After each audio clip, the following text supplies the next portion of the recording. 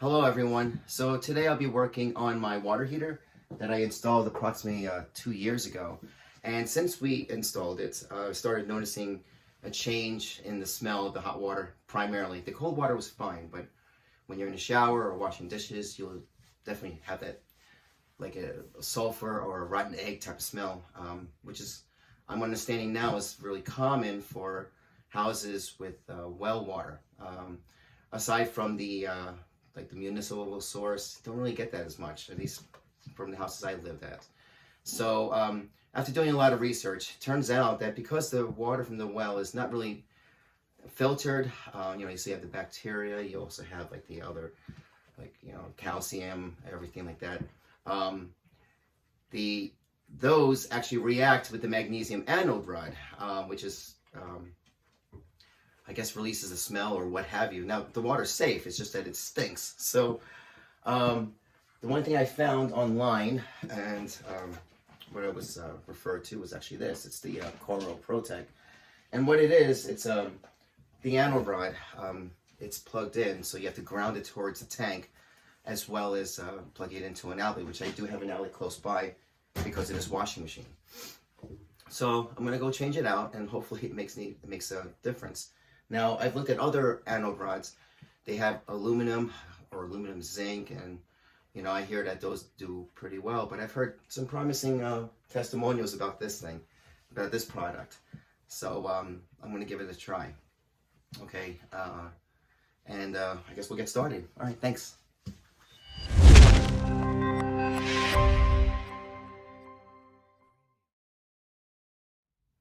So before I begin, what I need to do is actually turn off the water heater, which is, I have an electric water heater.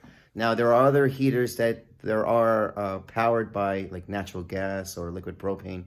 So those, I guess you have to just turn off at the source, so it's not running while you're doing your project. The next thing I need to do is turn off the water at its source, okay? And again, this is a well, so that's the reservoir.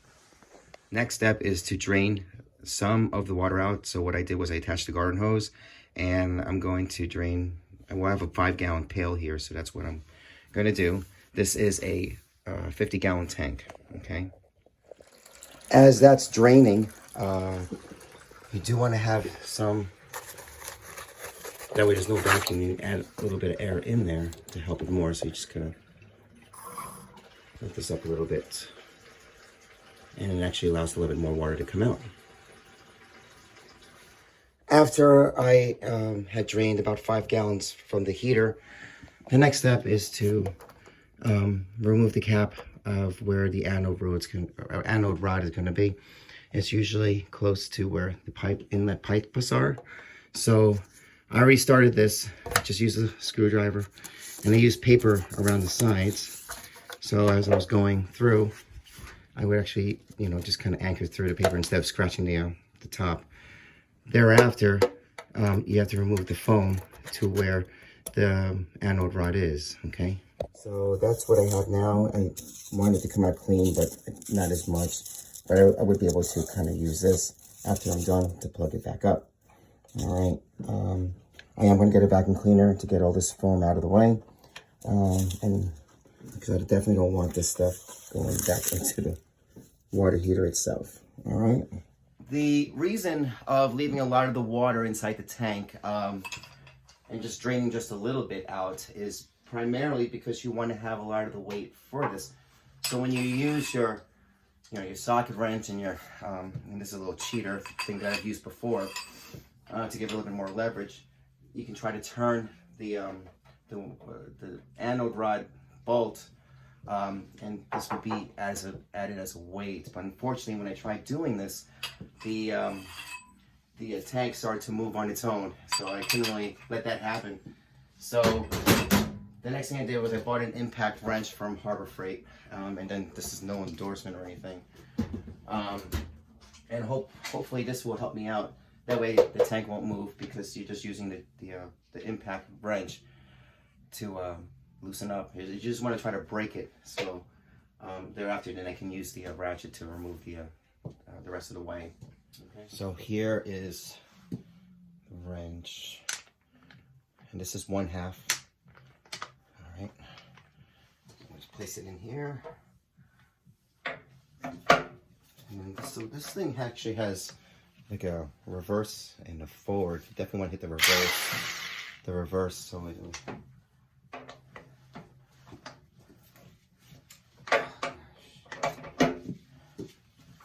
Gotta make sure I hold on to this thing.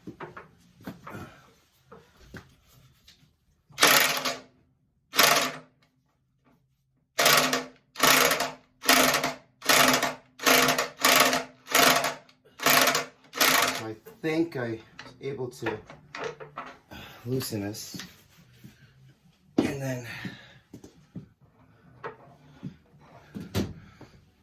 believe I did it enough.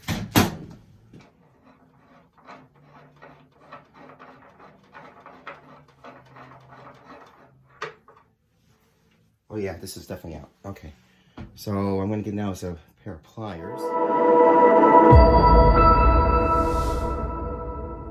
Okay, so just got my pliers here.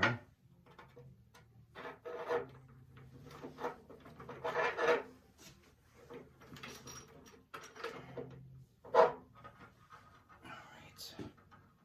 Oh wow. Oh, you can actually see the steam on this thing. I have a good grip that way, so I'm going to grab it like this. So fortunately I have enough clearance. Oh shit. Can't need a stool. Alright. Put this back in again. Damn it.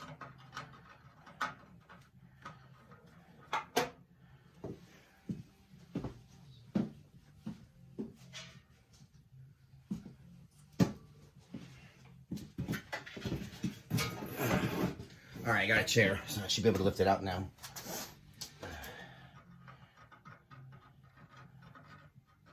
This thing is weird. Shit.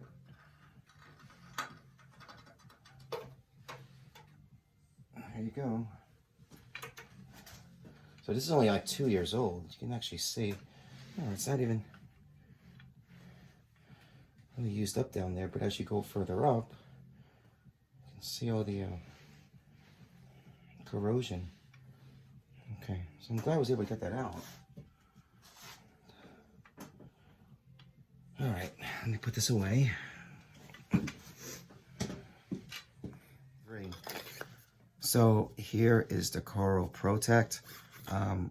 It is shipped in this cardboard tubing just to protect it upon transport.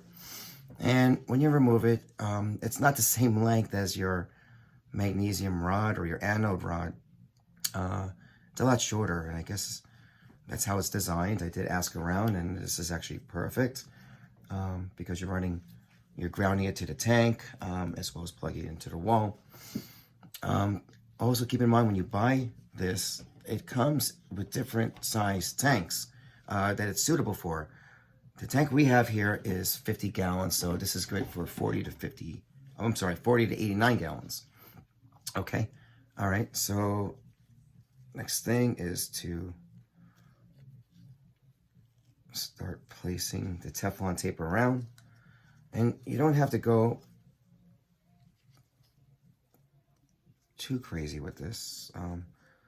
I am going to wrap it around like 2 or 3 times to make sure I get that good seal. And then as you're going around, you want to make sure, that you're getting it in the grooves and pressing it in there. 3. Thereafter, place it inside the tank itself. And then you just slowly tighten it in. Now, it doesn't really give you specs on how tight it should be. I have it, so you don't want to overly tighten this thing. Make sure you get in there snug. Okay. And then remember that you have the little connection there. You don't want to damage that. Okay.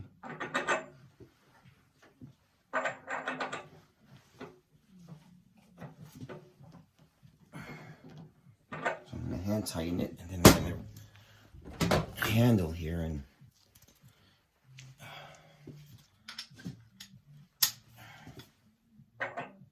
just tighten it. Just when you tighten it enough, you just get your little cheater there, and I think this should be good enough. Okay, so the next thing to do is this. It came in a box with the rod. You open it up, it has the adapter, and I do have an outlet that's right there. So it's actually, they make this I think 12 feet long. So if you don't have an outlet, you definitely need one within reach. And where you have the pink connector, that's gonna go straight into here, and then this one is gonna be grounded to the tank. Okay, so I don't know where the camera is. There you go. Okay, this one's to the tank. Now, I do have, I can just take it from here, just place it down inside where it's grounded already, so I don't have to split this wires too much. I am going to save this twister here, so any excess, it's still kind of wrapped around. Right. I'm just going to spread this just enough. Now I know that this up here is grounded. You can tell with the little green screw there, but I'm not going to go from there because I don't have nothing to anchor it down. And I don't want to lose connection. Shoot, okay. So I'm going to take it over to this part over here, this screw. You can really see it. Let's see. There you go. Right down there. So I'm just going to take this, unscrew this, and place this over through the hole, the loop, and then go right back down again. Okay. So then this, I know this is the washing machine, so I'm just going to pull this out and bring it up. Right, and then I'm going to plug this one in. Now, if I make the connections right, a green light should, you should be able to see a green light on this LED. Hopefully. Yeah, there you go. Perfect. Okay. Okay, so I turned on all the water at the main source, and the tank filled up slowly. Then I went upstairs and shut off all the faucets that had the hot water turned on. And so what I'm doing now is making sure there's a good seal, looking for any leaks. And I've been doing this for about a couple minutes now. I would imagine if anything comes up, you would see it. So after I completed changing the rod, I again checked around the tank. And I'm going to be doing that for the next couple of days, just to ensure that there's no leak and that I have a tight seal. So I did a little research regarding why there's a smell there, and primarily because in well water there is no filter. It's just groundwater, and so it's not chlorinated, like you would see in your typical homes that have water coming in from a pipe or so, municipal source.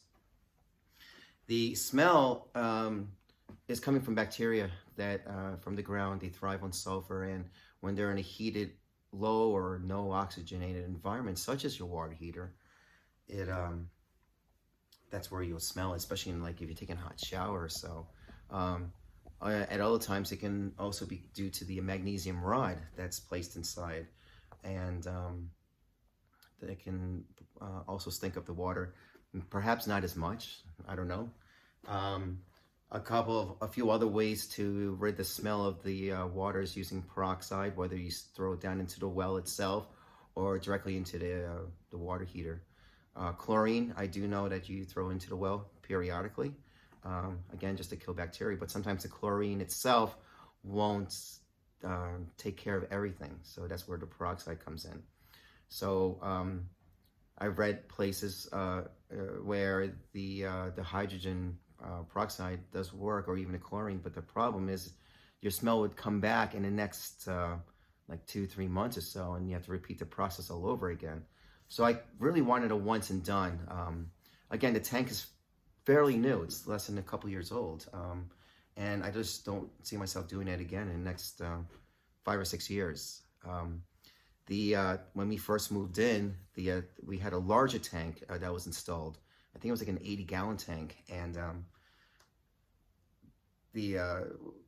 It was also tagged where the time it was installed, it was like 5 years prior to when we moved in, and already I had to change it out. It was leaking. We had the sulfuric, the rotten smell. So I think it might be just the water itself causing that, rather than the tank. So I do hope this helps, and hopefully I'll give an update to see if that smell is back. All right.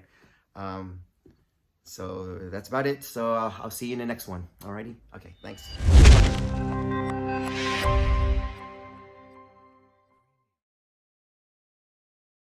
Okay, so here is ran or socket. Where the hell is it going?